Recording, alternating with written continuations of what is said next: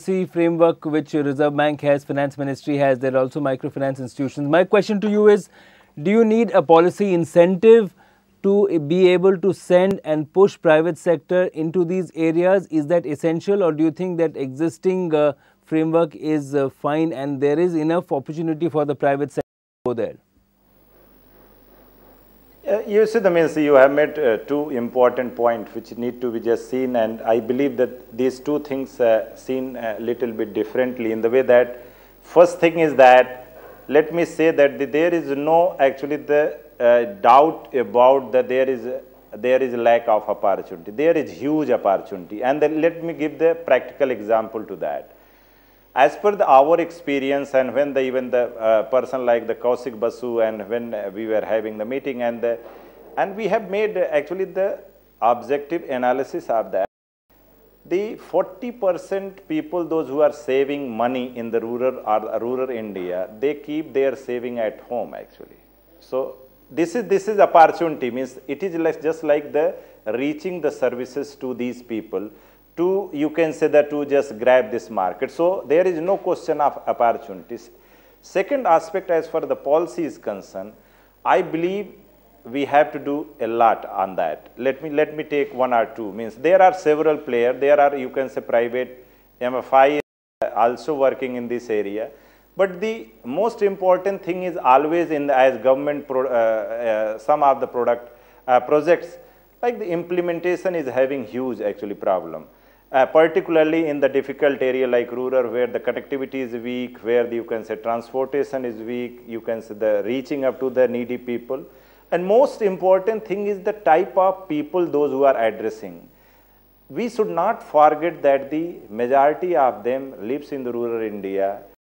Out of that, you will find 37% are the labor actually. If they are having sufficient, that is viable for the someone, yes or no, that need to be evaluated. Second thing is, literacy level is very, very low actually. They never understand the, you can say, the complicated technology you can say oriented this type of thing, because it is not only the awareness. Most important thing is that they should have believe on the system and participate in this type you can say the private and public partnership. Third thing which is also important for the, because if you see the MFI, they are means like I am not saying that because we are undertaking this study, but most important thing, the interest rate those who are charging, it ranges from the 22% to 28%, which is people are, and the Pranab Mukherjee has made this, they should cut down these charges. I am saying government saying only is not going to sufficient.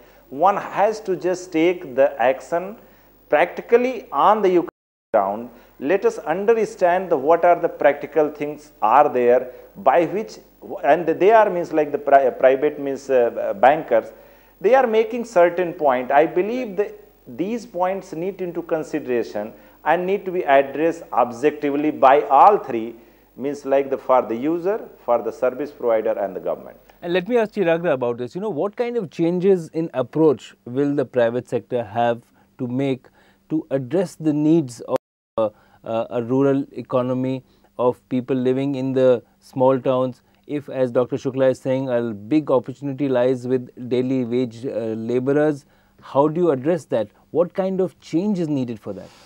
Yeah, sorry. There are two things which are in my mind which should be approached in this when the private sector has to be brought into this, because a private sector company will definitely come when there is a big opportunity and they can, there is a profit incentive for that. But as I said in my earlier statement also, the behavioral pattern of these people are different. So, and they have a confidence more on government sector than a private sector, which we have seen in our earlier days also, where we have seen that UTI going and selling their mutual fund US 64 to their grassroots level, but where the other mutual funds were not able to do that, because people believe that the public sector can do that thing. So the confidence building has to be done by this private sector guys who will be going. And there's tremendous potential there. They can go and do that. So how do you build up this confidence? That's a more key function in this when you want to tap this rural area. The one of the thing which I think to build up confidence, which private sector can do, is they should have a local touch. They can tie up with the local bodies there and based on that, maybe a company who is doing very good in that local area, maybe some some financing companies which is there in the rural villages, maybe the post offices of that, where they can have a local touch. Through that you can provide these financial services. I think that will make them the hit. Build up of confidence is the key thing for them, so that you can get the people there. Right, we take a short break over here. Once we return, we'll pose the question about technology. What are the ways in which technology can ensure that the services which are promised both by the government and the private sector are delivered in the most cost efficient manner? We come back in just a bit.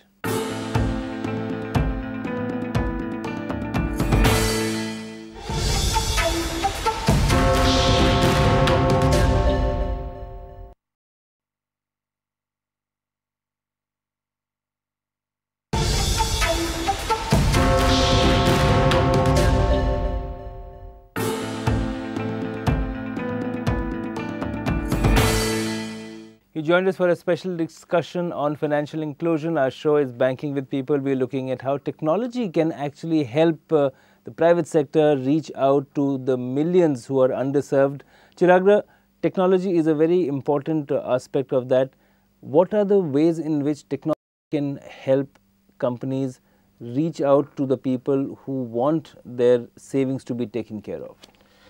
Yeah. Basically, if you look into the internet usage in India, it is not so very high. And the usage in internet in our country is not so high. The usage which is very high in our country is the mobile. 700 million, right? Absolutely. So, can that 700 million cell phone users, can that platform be actually used for mobile banking? There are two ways. Yeah, absolutely. One is that one can be the mobile banking. The mobile can go to the grassroots level, and that can be very easy to use it, because our people may not, rural people may not be able to use internet so efficiently, but they can definitely use mobile very efficiently. So, if you are looking for remittances to be done through a mobile, so I think the mobile can be a very integral part of this technology. And second thing also I wanted to talk about here, sorry, is about the markets, the financial markets, because that is running through a technology platform now. So, if you are looking for taking that market to that level, grassroots level, because market as a financial is also part of financial inclusion. So, that also became a part of the technology which is there, because there is a platform, and when you can get these people on this platform, they automatically comes into the banking channel. So, I think the market going to the grassroots level and the mobile usage, these are the two areas through which you can get these people on the technology platform. Mr. Sundararajan, is that something which a company like yours would want to leverage? 700 million Indians have mobile phones. Is that a great opportunity for you? Absolutely. I think if you look at technology, the most advanced and most penetrating manifestation of technology is the mobile, and that's definitely going to be a significant, it's going to play a significant role in all that financial institutions can do in extending their footprints and finance to the interior sectors of the economy. One more thing which is also going to be important along with the technology is the UID, the unique identification which is happening.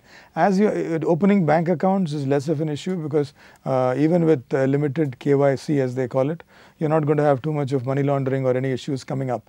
Whereas if you're going to extend credit to the same customer, while the mobile can facilitate it, the UID is required for us to ensure that the money is in right hands, and there is a very high probability of it coming back as well. So, both these are critical for us. Dr. Shukla, as usual, we'll come to you for the final summary as well. We began with you. Now, you said that technology has to adapt to the needs of perhaps a daily wage laborer.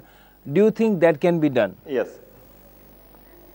That is the means, like let me tell you, that will be the huge actually the support for to make, because the people are carrying their in hand in with the confidence. So, if they are going to take that instrument as a belief, I believe that is the important channel by which at least the proper financial literacy can be generated. And the financial literacy means people need to understand their requirement according to act. Let me also say two things actually for the corporate means the two friends, those who are sitting there. You see the means there are other two issues which need to highlighted is because the two areas of you can say which is important is how you can say the companies can use the rural literate youth actually, because they should be trained properly. What private companies are facing actually the problem is, which is important need to be seen is actually you will find that they are not getting good people to deliver the services the way they want. So a lot of huge problem on the, you can say, the human resources which need to be sorted out. And third and last, which is also important, as you rightly mentioned, that the rural customers, consumers should not be treated as urbanite extension. Why I am saying the product need to be prepared in the way that by it suits to the there, means that the way they earn, the way they save, the way they spend actually. So all these things are totally different than the urban. So companies need to be treated as a means very, very important segment of the country. Huge scope are there, and just integrate policy which is going to work for everyone. A quick reaction from you, Chiragra. Yeah, I just wanted to add, Mr. Shukla was talking about the human resources. I think that's a very important point. The literacy rate has to be enhanced, and I think there's a huge potential or army of retired person from banks, mutual fund, exchanges, regulators that are sitting in either rural areas or semi-rural urban areas. They can be used. They can be used for this. S Sundararajan, you absolutely. I think more than that, even the youth which are there in the rural areas and semi-urban areas can be trained so well that you have to use the local experts for you to go and extend the financial inclusion. That I think is very important. Thank you very much to all of you for joining us for this special discussion. Dr. Shukla joining us from Delhi, Chiragra Chakrabarti and Mr. Sundararajan. Thanks very much. I'm glad you could join us for this discussion. Hopefully these issues with the government, RBI, the Finance Ministry would be resolved very soon.